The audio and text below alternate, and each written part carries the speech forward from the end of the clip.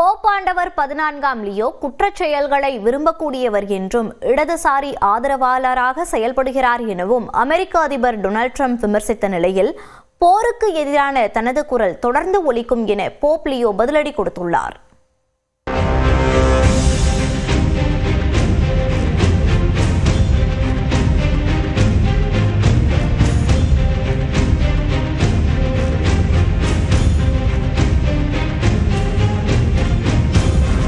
கத்தோலிக்க திருச்சபையின் தலைவராக கடந்த ஆண்டு போப் 14ஆம் லியோ தேர்வு செய்யப்பட்டார்.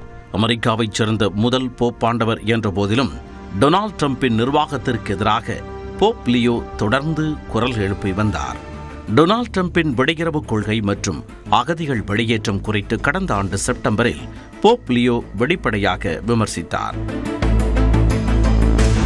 இந்நிலையில் ஈரான் மீதான அமெரிக்கா மற்றும் இஸ்ரேலின் இராணுவ தாக்குதல்களுக்கு போப் லியோ கடும் எதிர்ப்பு தெரிவித்தார். அதிலும் குறிப்பாக ஈரானின் நாகரிகத்தை அழிப்போம் என்ற டொனால்ட் ட்ரம்பின் கருத்திற்கு கடும் கண்டனம் தெரிவித்த போப் லியோ இதுபோன்ற மிரட்டல்களை ஏற்றுக்கொள்ள முடியாது என்று கூறினார். இதற்கு தனது ட்ரூத் சமூக வலைத்தளம் மூலம் எதிர்வினையாற்றிய அமெரிக்க அதிபர் டொனால்ட் ட்ரம்ப் போப் லியோ குற்றங்களை தடுப்பதில் பலவீனமானவர் என்றும் வெளியுறவு கொள்கைகளை பற்றி அறிந்திருந்த மோசமானவர் எனவும் விமர்சித்தார். கொரோனா காலகட்டத்தில் தேவாலயங்கள் மூடப்பட்டதையும் பாதிரியார்கள் கைது செய்யப்பட்டதையும் கண்டிக்காத போப் லியோ தற்பொழுது எனது நிர்வாகத்தை விமர்சிப்பது வேடிக்கையானது எனவும் ட்ரம்ப் கூறினார்.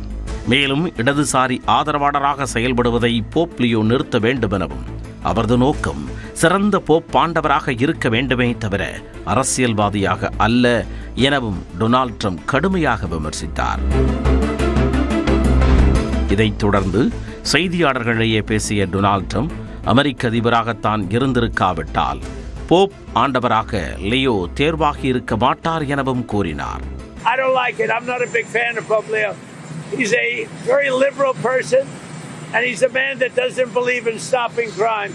அதே நேரம் ட்ரம்புடன் வாக்குவாதம் செய்ய விரும்பவில்லை என தெரிவித்துள்ள போப்பாண்டவர் 14ஆம் லியோ போருக்கு எதிரான தனது குரல் தொடர்ந்து ஒலிக்கும் என்றார்.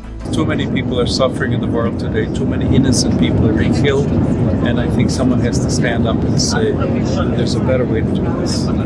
சர்வதேச சட்டங்கள் மீறுவதையும் காலனித்துவ போக்குகளையும் கடைபிடிப்பதை கைவிட்டு நீதி மற்றும் ஒற்றுமையின் கொள்கைகளை உலகத் தலைவர் கடைபிடிக்க வேண்டும் எனவும் போப் லியோ வலியுறுத்தியுள்ளார்.